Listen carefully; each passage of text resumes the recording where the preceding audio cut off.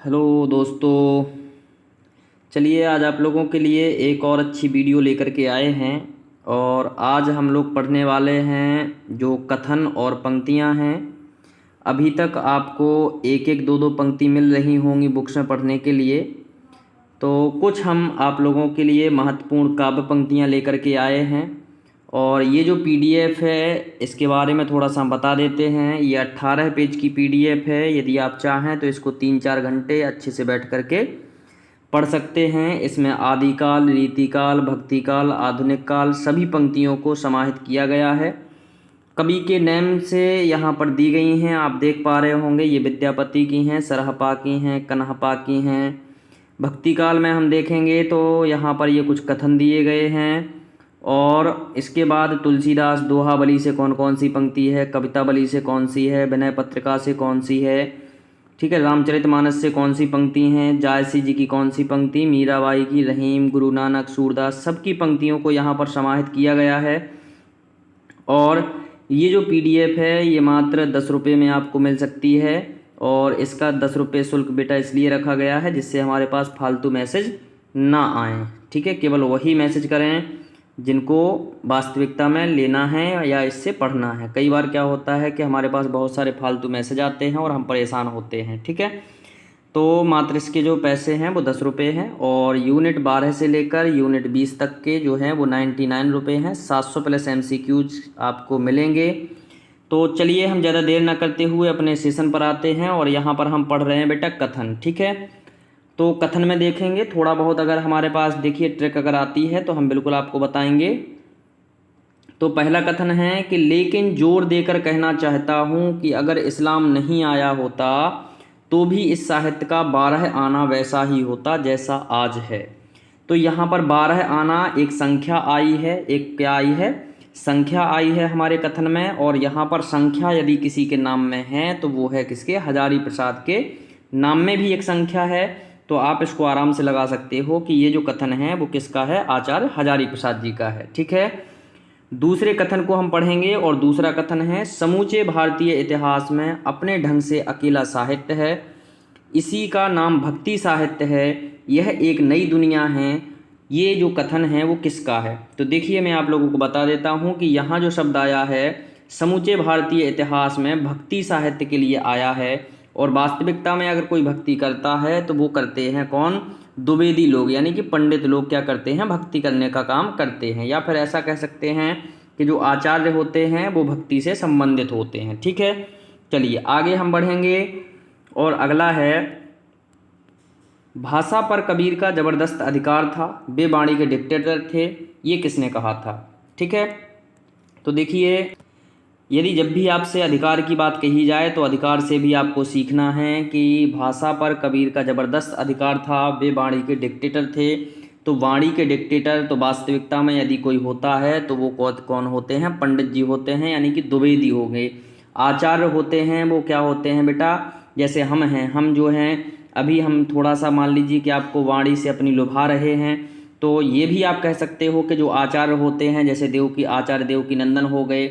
और भी यूट्यूब पे बहुत सारे आपने आचार्य देखे होंगे जो अपनी वाणी से क्या करते हैं, दूसरों को लुभाते हैं, तो या वाणी पे अधिकार रखते हैं, वे वाणी के डिक्टेटर होते हैं। जैसे मान लीजिए कि अभी फिलहाल में सर्वश्रेष्ठ जो वाणी के डिक्टेटर हैं वो कौन हैं, तो वो हैं हमारे शास्त्री जी, कौन, बागेश्वर धाम वाले, है ना। तो ऐसे हम सोच सकते हैं कि भाई वाणी के डिक्टेटर जो होते हैं वो कौन होते हैं, आचार्य होते हैं या पंडित जी द्विवेदी होते हैं, ठीक है। तो इसको आप ऐसे याद रख सकते हो। अगला है तुलसीदास का सारा काव्य समन्वय की विराट चेष्टा है। तुलसी का सारा काव्य जो है वो समन्वय की कैसी है, विराट चेष्टा है। विराट चेष्टा यानी कि हजारों में एक है, ऐसा आप कह सकते हो। तो ये भी किसका कथन हो जाएगा, हजारी प्रसाद द्विवेदी जी का कथन हो जाएगा, ठीक है। और अगले कथन की ओर हम बढ़ते हैं। और अगला कथन है बेटा भारतवर्ष का लोकनायक वही हो सकता है जो समन्वय करने का अपार धैर्य लेकर आया हो। भारतवर्ष का लोकनायक वही हो सकता है। लोकनायक यानी कि यदि आपको कोई गाली भी देता रहे और आप सुनते रहें, जो धैर्य, देखिए अपार धैर्य लेकर आया हो, है ना। तो अपार धैर्य लेकर के आया हो तो भारतवर्ष का लोकनायक वही हो सकता है। तो देखिए सबसे ज़्यादा यदि सहनशीलता होती है तो वो किसके अंदर होती है, तो ये भी हम आपको बता देते हैं कि ये भी आचार्यों के अंदर होती है। बच्चे बहस करने लग जाते हैं, लेकिन फिर भी आचार्य जो होते हैं, जो टीचर होते हैं, वो आसानी से क्या होते हैं बेटा, सहन कर लेते हैं। ठीक है, तो ये भी हम क्या सीखेंगे, आचार्य हजारी प्रसाद द्विवेदी से सीखेंगे। ठीक है, कितनी सारी उंगलियां उठती हैं, जैसे देवकी नंदन हो गए। ठीक है, ऐसे बहुत से हमारे जो पंडित जी हैं उन पर बहुत सारी उंगलियां उठाते हैं। ठीक है लोग, लेकिन वो क्या करते हैं, वो अपने सहन करते रहते हैं और अपने काम में लीन रहते हैं। ठीक है, अगला जो कथन है वो है तुलसी का रामचरितमानस लोक से शास्त्र का, संस्कृत से भाषा का, सगुण से निर्गुण का, ज्ञान से भक्ति का, शैव से वैष्णव का, ब्राह्मण से शूद्र का, पंडित से मूर्ख का और गृहस्थ से वैराग्य का समन्वय है। तो यहाँ पर भी आपको अगर वैराग्य वगैरह आ रहा है तो आप भाई वैराग्य धारण करने वाले कौन होते हैं, तो ये भी हमारे आचार्य और पंडित जी होते हैं। तो यहाँ पर भी आचार्य और हजारी प्रसाद द्विवेदी हमारा आंसर हो जाएगा। ठीक है, चलिए आगे हम बढ़ेंगे। अगर आपको समझ में आ रहा है तो अच्छी बात है, हम बस बराबर कोशिश करते रहेंगे। इसके बाद आगे बढ़ेंगे और अगला है बिजली की चमक के समान अचानक समस्त पुराने धार्मिक मतों के अंधकार के ऊपर एक नई बात दिखाई दी। कोई हिंदू यह नहीं जानता कि यह बात कहाँ से आई और कोई भी इसके प्रादुर्भाव को कारण निश्चित नहीं कर सकता। कोई भी इसके प्रादुर्भाव का कारण निश्चित नहीं कर सकता। तो ये जो कथन है वो किसका है, तो यहाँ पर देख लेना बेटा कि देखिए यहाँ पर लिखा है कोई भी इसके प्रादुर्भाव का कारण निश्चित नहीं कर सकता। प्रादुर्भाव का मतलब होता है बेटा जन्म, प्रादुर्भाव का मतलब होता है उत्पन्न। तो यहाँ पर एक शब्द लगा हुआ है, कौन सा, ग्रियर्सन। क्या लगा हुआ है, ग्रियर्सन। तो सन का बेटा जन्म होता है, सन मतलब होता है पुत्र। तो हम कह सकते हैं कि कोई इसके प्रादुर्भाव का कारण निश्चित नहीं कर सकता। ठीक है भाई, कारण अब आप देख लीजिए, यहाँ पर मैं थोड़ा सा एक भाषा से रिलेट करना चाहूँगा आपको कि आप इसमें कुछ नहीं बता सकते हो कि भाई क्या होना है क्या नहीं होना है। मान लीजिए अगर विज्ञान का सहारा ना लें तो आप ये नहीं कह सकते हो कि बच्चा होगा, मतलब सन में क्या होगा। ठीक है, बच्चा होगा कि बच्ची होगी। ठीक है, तो ये आप पता नहीं लगा सकते हो। यदि विज्ञान की सहायता ना ली जाए तो हम कह सकते हैं कि इसके प्रादुर्भाव का कारण निश्चित नहीं कर सकता कौन, सन। ठीक है, सन का प्रादुर्भाव निश्चित नहीं हो सकता। ठीक है, चलिए, या फिर आप ऐसा कह सकते हो कि भाई सन लड़का होगा या लड़की होगी, कब होगा कब नहीं होगा ये पता लगाना मुश्किल हो जाता है। चलिए हम लोग आगे बढ़ेंगे और अगले कथन की ओर चलेंगे। हम अपने को ऐसे धार्मिक आंदोलनों के सामने पाते हैं जो सब आंदोलनों से कहीं अधिक हैं जिसे भारतवर्ष ने कभी देखा है। यहाँ तक कि वह बौद्ध धर्म के आंदोलन से भी अधिक विशाल है, क्योंकि इसका प्रभाव आज भी विद्यमान है। इस युग में धर्म का नहीं बल्कि भावावेश का विषय हो गया है। इस युग में धर्म का, ज्ञान का नहीं बल्कि भावावेश का विषय हो गया है। ये जो कथन है ये किसका है, तो हम इसको बेटा एक बार दोबारा पढ़ लेते हैं कि हम अपने को ऐसे धार्मिक आंदोलनों के सामने पाते हैं जो सब आंदोलनों से कहीं अधिक हैं जिसे भारतवर्ष ने कभी देखा है। यहाँ तक कि वह बौद्ध धर्म के आंदोलनों से भी अधिक विशाल है, क्योंकि इसका प्रभाव आज भी विद्यमान है। इस युग में धर्म ज्ञान का नहीं बल्कि भावावेश का विषय हो गया था। तो ये है बेटा डॉक्टर ग्रियर्सन का कथन। किसका कथन है, डॉक्टर ग्रियर्सन का कथन है। चलिए आगे बढ़ते हैं और अगला है भक्ति आंदोलन ईसाइत की देन है। भक्ति आंदोलन जो है वो किसकी देन है, ईसाइत की देन है। तो ये किसका कथन है, तो ये डॉक्टर ग्रियर्सन का कथन है। भक्ति आंदोलन किसकी देन है, तो ये ग्रियर्सन की देन है। ठीक है, इसको हम ऐसे भी सीख सकते हैं कि यहाँ पर आया है कि भाई ईसाइत की देन है। किसकी देन है, ईसाइत की देन है। तो हम लोग भी बोलते हैं कि जो हमारे सन होते हैं ये भगवान की देन है। किसकी देन है, भगवान की देन है। तो यहाँ ऐसे आप सीख सकते हो कि भक्ति करने से हमें पुत्र प्राप्त होता है ना। तो यहाँ पर सन लगा हुआ है, तो किसकी देन है, ये भक्ति की देन है। अगर हमारे यहाँ कोई मान लीजिए 6-7 लड़कियाँ हो गई फिर इसके बाद पुत्र हुआ तो हम क्या कहेंगे कि ये भक्ति की देन है। ठीक है, चलिए तो आगे हम बढ़ेंगे। भक्ति धर्म का रसात्मक रूप है। भक्ति जो है वो धर्म का कैसा रूप है, रसात्मक रूप है। तो ये जो है ये आचार्य रामचंद्र शुक्ल का है। ठीक है, तो अब इसको ऐसे हम कैसे सीखेंगे, तो ध्यान रखना यहाँ पर लिखा है, देखिए भक्ति धर्म का रसात्मक रूप है। कैसा रूप है? रसात्मक, यानी कि इसमें क्या है? रस है। इसमें क्या है? रस है। तो यहाँ पर ये जो कथन है वो है आचार्य रामचंद्र शुक्ल का। किसका है भैया? शुक्ल का। तो ध्यान रखना कि हम हमेशा कहते हैं कि सब्र रखो, सब्र का फल कैसा होता है? मीठा होता है। तो यहाँ पर शुक्ल से आप क्या सीखोगे? सब्र सीखोगे। शुक्र रखो, है ना? कैसा रखो? शुक्र रखो भाई, बोलते हैं ना। अब जैसे देखिए थोड़ा बहुत रिलेट करना है तो हम थोड़ा बहुत भाई इसको मिस्टेक भी करेंगे, ठीक है। तो रसात्मक रूप है, भक्ति धर्म का रसात्मक रूप है, तो हम लोग बोलते हैं कि शुक्र है ना।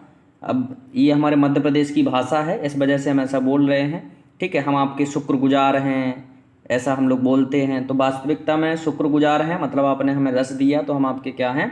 शुक्रगुजार हैं। भक्ति, अगला कथन है, भक्ति का जो सोता दक्षिण की ओर से धीरे धीरे उत्तर भारत की ओर पहले से ही आ रहा था, उसे राजनीतिक परिवर्तन के कारण शून्य पड़ती हुए जनता के हृदय में फैलने के लिए पूरा स्थान मिला। तो ये भाई किसका है? तो ये भी पूर्णतः क्या मिला? हृदय में फैलने के लिए पूरा स्थान मिला, ठीक है। तो ये भी भाई हम शुक्रगुजार हैं। कैसे हैं हम?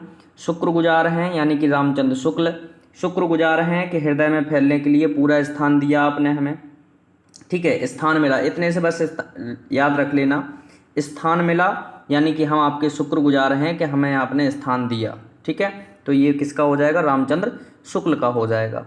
आगे हम बढ़ेंगे और अगला जो हमारा कथन है वो थोड़ा सा बड़ा कथन है, और इतना बड़ा लंबा कथन तो नहीं आएगा, ठीक है, लेकिन फिर भी हम एक बार थोड़ा सा पढ़ के आपको बता देते हैं।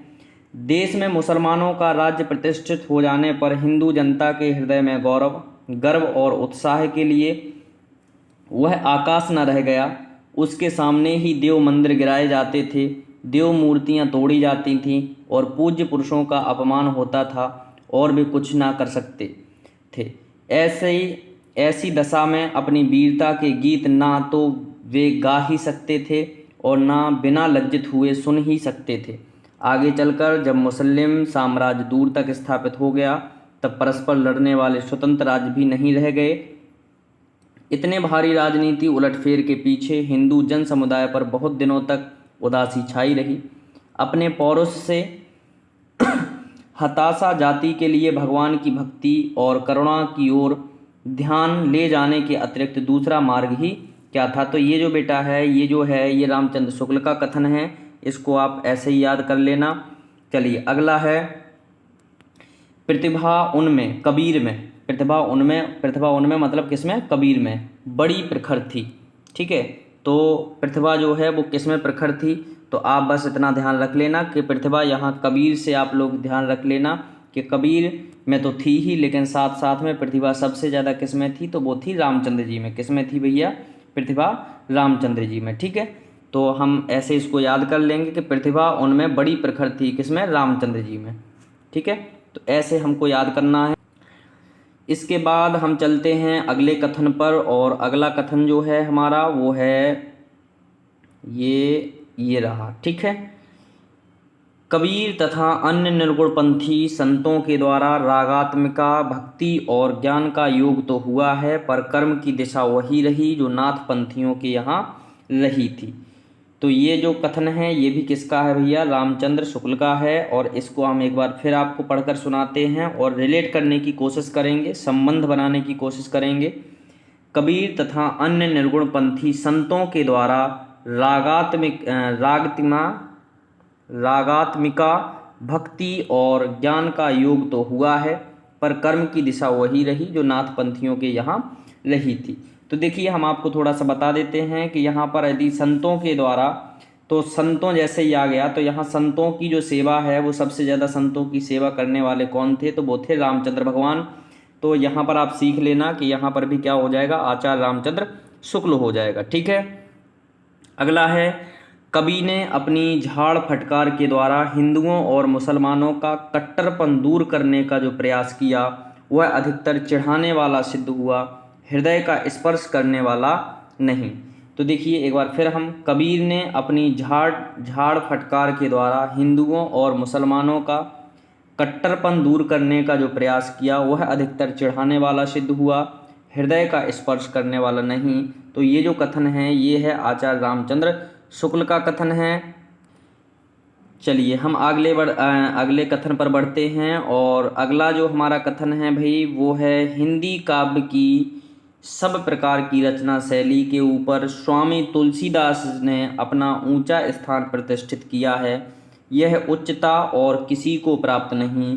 तो यह उच्चता किसी और को प्राप्त नहीं, मतलब किसको प्राप्त है? रामचंद्र जी को प्राप्त है। ठीक है, हिंदी काव्य की सब प्रकार की रचना शैली के ऊपर स्वामी तुलसीदास ने अपना ऊंचा स्थान प्रतिष्ठित किया।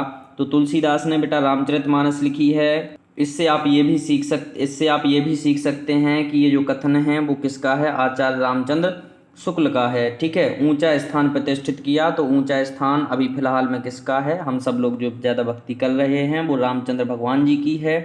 ठीक है, तो ऐसा आप इसको याद कर लेना। ठीक है, चलिए अगला है, जिस प्रकार रामचरित गान करने वाले भक्त कवियों में गोस्वामी तुलसीदास का स्थान सर्वश्रेष्ठ है, उसी प्रकार कृष्णचरित गाने वाले भक्त कवियों में महात्मा सूरदास का वास्तव में ये हिंदी काव्य गगन के सूर्य और चंद्र हैं।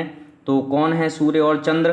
तो यहाँ पर वैसे भी देखिए रामचंद्र आया है, तो इसको आप इस तरीके से याद कर सकते हो। ठीक है, चलिए अगला जो कथन है वो है भ्रमर गीत सूर्य साहित्य का मुकुटमणि है। भ्रमर गीत सूर्य साहित्य का मुकुटमणि है। यदि वात्सल्य और श्रृंगार के पदों को निकाल दिया जाए तो हिंदी साहित्य में सूर का नाम अमर रखने के लिए भ्रमर गीत ही काफ़ी है। एक बार फिर हम इसको पढ़ेंगे। चलिए, जो आपको समझ ना आए उसको कम से कम 2 बार आप जरूर पढ़ें, अपने आप याद हो जाएगा। भ्रमर गीत सूर साहित्य का मुकुटमणि है। यदि वात्सल्य और श्रृंगार के पदों को निकाल भी दिया जाए तो हिंदी साहित्य में सूर का नाम अमर रखने के लिए भ्रमर गीत ही काफ़ी हैं। तो यहाँ पर आप देख लेंगे कि वात्सल्य और श्रृंगार, तो देखिए रामचंद्र भगवान जी के जीवन में जो है वात्सल्य और श्रृंगार के पदों को निकाल भी दिया जाए तो सर्वश्रेष्ठ कौन माना जाएगा? रामचंद्र भगवान जी माने जाएंगे। ठीक है, क्योंकि वास्तविकता में देखिए वात्सल्य यानी बच्चों के प्रति प्रेम नहीं दे पाए थे रामचंद्र भगवान जी। श्रृंगार का तो क्या कहना है, 14 वर्ष के वनवास में आप समझ ही लीजिए कितना श्रृंगार इन्होंने किया है।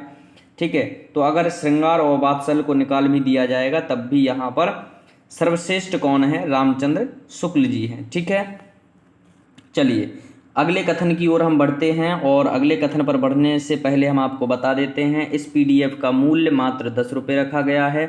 18 पेज की पीडीएफ है और इसमें सभी कवियों के जो भी कथन हैं तथा जो भी उनकी पंक्तियां हैं उन सभी को समाहित किया गया है। अब आपको एक एक दो कहीं मिली होंगी। ठीक है, इससे अच्छा है आप एक साथ इनको पढ़ लें। पीडीएफ पढ़ने में जो टाइम लगेगा आपको 3 से 4 घंटे लगेंगे, तो आपके बहुत सारी चीज़ें कंप्लीट हो जाएंगी। अभी आपने जो पढ़े होंगे वो एक एक दो कहीं पर पंक्तियां आपको टकराई होंगी, वो आपने पढ़ी होंगी। तो उससे अच्छा है कि आप ये पीडीएफ को परचेज कर लें और पढ़ लें। ठीक है, अब 10 रुपये ये मान करके चलिए कि ये मात्र इसलिए हैं क्योंकि भाई कुछ लोग परेशान करने में लग जाते हैं, तो उनको हम ज़्यादा टाइम उसमें नहीं देंगे। हम वो हाय बोलेंगे, हम सीधा उनको उत्तर देंगे। 10 रुपये भेजिए और आपको पीडीएफ मिल जाएगी। ठीक है, चलिए इसके अलावा हम अगले उस पर बढ़ते हैं। और वात्सल्य और श्रृंगार के क्षेत्रों का जितना अधिक उद्घाटन, तो देखिए यहाँ पर वात्सल्य और श्रृंगार के क्षेत्रों का फिर से वही विवरण आ गया है, इसलिए हम यहाँ पर फिर से क्या लगाएंगे बेटा? रामचंद्र शुक्ल लगाएंगे। ठीक है, चलिए आगे बढ़ते हैं। इसमें कोई संदेह नहीं कि कबीर ने ठीक मौके पर जनता के उस बड़े भाग को संभाला जो नाथपंथियों के प्रभाव से प्रेम भाव और भक्ति रस से शून्य शुष्क पड़ता जा रहा था। तो यहाँ पर भी देखिए इसमें कोई संदेह नहीं कि कबीर ने ठीक मौके पर जनता के उस बड़े भाग को संभाला। तो जनता के सबसे बड़े भाग को भाई किसने संभाला था? तो जनता के जो बड़े भाग को संभाला था वो संभाला था राम भगवान जी ने। अयोध्या की पूरी जनता, इसके बाद वानरपुरी सेना किसने संभाली? तो वो संभाली थी रामचंद्र भगवान ने। लंका की पूरी सेना किसने संभाली? तो रामचंद्र भगवान ने। तो बहुत भाई जनता इन्होंने संभाली है, तो हम यहाँ से संभालने से इसको रिलेट कर सकते हैं आचार्य रामचंद्र शुक्ल। ठीक है, उन्होंने भारतीय ब्रह्मवाद के साथ सूफियों के भावात्मक रहस्यवाद, हठ योगियों के साधनात्मक रहस्यवाद और वैष्णवों के अहिंसावाद तथा प्रपत्तिवाद का मेल करके अपना पंथ खड़ा किया। उन्होंने भारतीय ब्रह्मवाद के साथ सूफियों के भावात्मक रहस्यवाद, हठ योगियों के साधनात्मक रहस्यवाद और वैष्णवों के अहिंसावाद तथा प्रपत्तिवाद का मेल करके अपना पंथ खड़ा किया। ये जो है ये आचार्य रामचंद्र शुक्ल के कथन है। ठीक है, चलिए अगला हम पढ़ेंगे भैया, फिर से आचार्य रामचंद्र शुक्ल जी का कथन है और इसको भी पढ़ लेते हैं। भाषा बहुत परिष्कृत और परिमार्जित ना होने पर भी कबीर की उक्तियों में कहीं कहीं विलक्षण प्रभाव और चमत्कार है। प्रतिभा उनमें बड़ी प्रखर थी। फिर यहाँ पर देखिए, प्रतिभा उनमें बड़ी प्रखर थी आया है, इसमें कोई संदेह नहीं। ये किसका है? रामचंद्र शुक्ल जी का हो जाएगा। ठीक है, प्रखर बड़ी प्रतिभा सबसे बड़ी प्रखर किसमें थी? तो वो थी रामचंद्र जी में। ठीक है, चलिए आगे हम बढ़ेंगे। कबीर ने केवल भिन्न प्रतीत होती हुई परोक्ष सत्ता की एकता का आभास दिया था। प्रत्यक्ष जीवन की एकता का दृश्य सामने रखने की आवश्यकता बनी थी। यह जायसी द्वारा पूरी हुई। कबीर ने केवल भिन्न प्रतीत होती हुई परोक्ष सत्ता की एकता का आभास दिया था। तो देखिए यहाँ से हम लोग पढ़ेंगे कि सत्ता की एकता का आभास दिया था। तो सत्ता की एकता यदि होती है तो भाई दूसरे देशों में जाकर के भी लंका को जीतने का काम किसने किया? वो रामचंद्र शुक्ल ने किया। ठीक है, तो यहाँ सत्ता की एकता आपको बस याद रखना है कि अगर मान लीजिए सत्ता, देखिए अब किसकी एकता हुई थी? बानरों की एकता से रामचंद्र जी ने दूसरे देश पर विजय प्राप्त कर ली थी। ठीक है, तो बस यहाँ से आपको पकड़ना है और इसको याद कर लेना है। चलिए आगे हम बढ़ते हैं और अगला जो है वो है पराजय के बाद व्यक्ति या तो अपनी आध्यात्मिक श्रेष्ठता दिखाना चाहता है अथवा विलास में डूबकर पराजय को भूल जाना चाहता है। भक्ति आंदोलन का स्रोत पहली मनोवृत्ति है। ठीक है, एक बार इसको हम फिर पढ़ लेंगे, अभी समझ में नहीं आया होगा। पराजय के बाद व्यक्ति या तो अपनी आध्यात्मिक श्रेष्ठता दिखाना चाहता है अथवा विलास में डूबकर पराजय को भूल जाना चाहता है। भक्ति आंदोलन का स्रोत पहली मनोवृत्ति है। ये किसने, ये कथन जो है ये किसका है? तो ये है बाबू गुलाब राय का। तो आपको केवल कितना सीखना है? बाबू सीखना है। अब पराजय के बाद व्यक्ति या तो अपनी आध्यात्मिक श्रेष्ठता दिखाना चाहता है, या तो हमारे जो बाबू लोग होती हैं ये अपनी आध्यात्मिक श्रेष्ठता दिखाना चाहती हैं। पराजय के बाद मतलब हार जाती हैं हम लोगों से, तो ये श्रेष्ठता दिखाना चाहती हैं। या फिर ऐसा करती हैं कि विलास में डूबकर पराजय को भूल जाना चाहता है ना, यानी कि विलास में ये डूबकर रोना धोना स्टार्ट कर देती हैं। तो वो कौन, किसका काम है? बाबू का काम है। ठीक है, चलिए अगला है बेटा, जिस युग में कबीर, जायसी, तुलसी, सूर जैसे सुप्रसिद्ध कवियों और महात्माओं की दिव्यवाणी उनके अंतःकरणों से निकलकर देश के कोने कोने में फैली थी, उसे साहित्य के इतिहास में सामान्यतः भक्ति युग कहते हैं। निश्चित ही वह हिंदी साहित्य का स्वर्ण युग था। ठीक है, निश्चित ही वह भक्ति युग का क्या था? स्वर्ण युग था। अब इसमें अगर मान लीजिए कि इतना ज़्यादा आ जाता है, कबीर, जायसी, तुलसी, सूर, ठीक है, जैसे सुप्रसिद्ध कवियों और महात्माओं की दिव्य वाणी उनके अंतःकरणों से निकलकर देश के कोने कोने में फैली थी। तो भाई जब इनको आप लोग क्या मान लेंगे? इनको आप साहित्य का गहना मान लीजिए। साहित्य का ये क्या थे? गहना थे। कौन कौन? कबीर, जायसी, तुलसी, सूर। तो भाई जो भी गहना पहनेगा वो कैसा लगेगा? सुंदर लगेगा। गहना पहनेगा कोई और स्वर्ण कोई पहनेगा तो वो कैसा लगेगा? सुंदर लगेगा। ठीक है, तो आप इसको ऐसे सीख सकते हो। चलिए आगे हम बढ़ते हैं और अगले कथन पर हम पहुंचते हैं। और अगला कथन है, ये थोड़ा सा बड़ा कथन है और इसको भी हम देख लेते हैं। ठीक है, कबीर की रचना में कितने रंग हैं? अब यहाँ पर बस इतना याद रख लेना, कबीर की रचना में कितने रंग हैं? तो रंग से भैया जो हमारा है वो बनेगा स्वरूप। अब स्वरूप यानी कि रंग है तो हमें स्वरूप देखना पड़ेगा कि भाई तुम्हारा स्वरूप कैसा है, यानी कि रूप कैसा है। तो यहाँ रंग है और यहाँ रूप है। रंग अच्छा होगा तो रूप अच्छा होगा। तो हम कह सकते हैं कि बेटा यहाँ पर ये जो कथन है ये किसने लिखा? रामस्वरूप चतुर्वेदी जी ने लिखा है। ठीक है, चलिए अगला जो कथन है वो है, सूरदास की कविता में हम विश्वव्यापी राग सुनते हैं, वह राम मनुष्य के हृदय का सूक्ष्म उद्गार है। सूरदास की कविता में हम विश्वव्यापी राग सुनते हैं, वह राम मनुष्य के हृदय का सूक्ष्म उद्गार है। ये जो किसका है, ये है राम कुमार वर्मा का। ठीक है, किसका है, राम कुमार वर्मा का है। अब यहाँ पर वह राम मनुष्य के हृदय का सूक्ष्म उद्गार है, ये किसका है, डॉक्टर राम कुमार वर्मा का है। ठीक है, चलिए आगे हम बढ़ेंगे और अगला कथन जो है, तो अगला कथन भैया यहाँ पर हमारे जो भक्ति काल वाले हैं ये समाप्त तो होते हैं, तो हम थोड़े से यहाँ पर पढ़ लेंगे कबीर जी के। ठीक है, कबीर जी की कुछ पंक्तियाँ यहाँ पर हैं। तो कबीर की पंक्तियाँ हैं पहली कि जीवन जोबन राजपद अविचल रहे न कोय, जू दिन जाई सत्संग में जीवन का फल सोय। ठीक है, जीवन जोबन राजपद अविचल रहे न कोय, जू दिन जाए सत्संग में जीवन का फल सोय। तो यहाँ पर देखिए, यहाँ पर लिखा है कबीर जी। कौन है भैया, कबीर जी। तो यहाँ पर कबीर जी से हम क्या याद कर लेंगे कि यहाँ पर कवि हैं, और कवि जो हैं वो भाई सत्संग कर रहे हैं। क्या कर रहे हैं, कवि सत्संग कर रहे हैं। तो हम इसको इस तरीके से याद कर सकते हैं। ठीक है, चलिए अगला है कोटि जतन प्रबोधिये कागा हंस न होय। कोटि जतन प्रबोधिये कागा हंस न होय, इसको थोड़ा सा हम बड़ा कर लेते हैं जिससे अच्छे से दिखाई दे। ठीक है, कोटि जतन प्रबोधिये कागा हंस न होय, ये पंक्ति जो है ये किसकी है, कबीरदास जी की है। चलिए आगे हम बढ़ेंगे। अब पछताए होत क्या जब चिड़िया चुग गई खेत। अब पछताए क्या होत है जब चिड़िया चुग गई खेत। तो यहाँ पर क्या लिखा है बेटा, कबीर। तो कबीर से हम सीख सकते हैं कि कभी हमें पछताना नहीं चाहिए, कभी हमें पछताना नहीं चाहिए, और वो भी कब, जब वास्तविकता में समय निकल गया हो, है ना। तो अब पछताए होत क्या जब चिड़िया चुग गई खेत।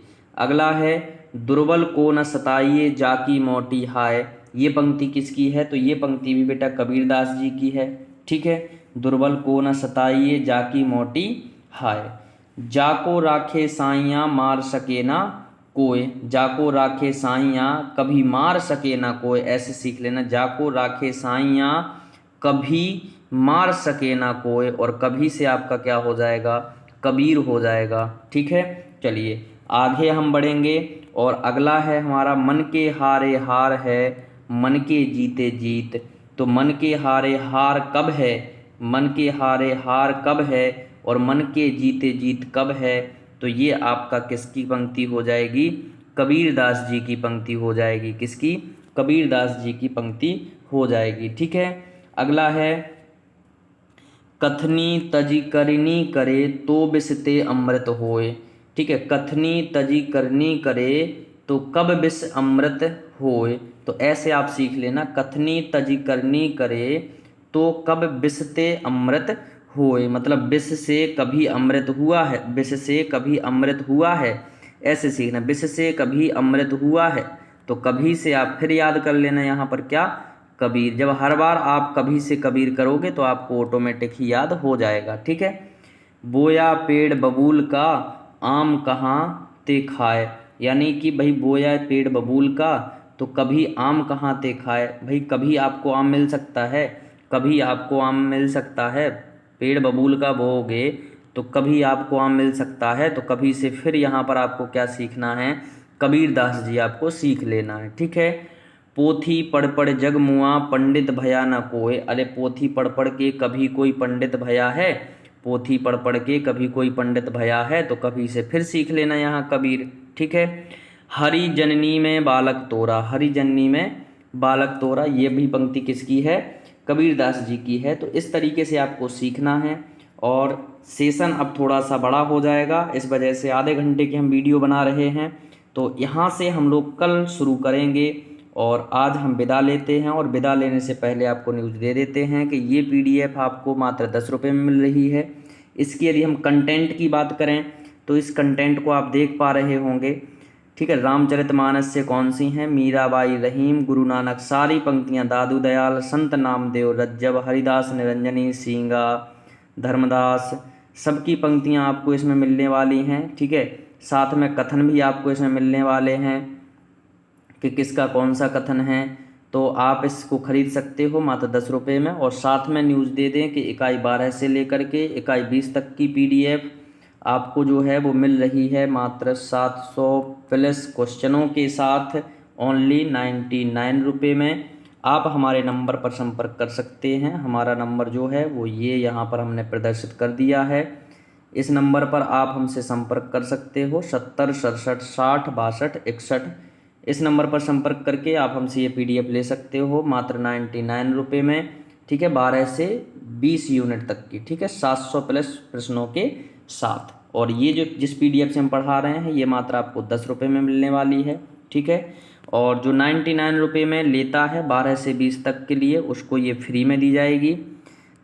ठीक है, जो 99 रुपये में लेगा हमसे 12 से 20 तक की उसको ये PDF बिल्कुल एकदम फ्री दी जा रही है।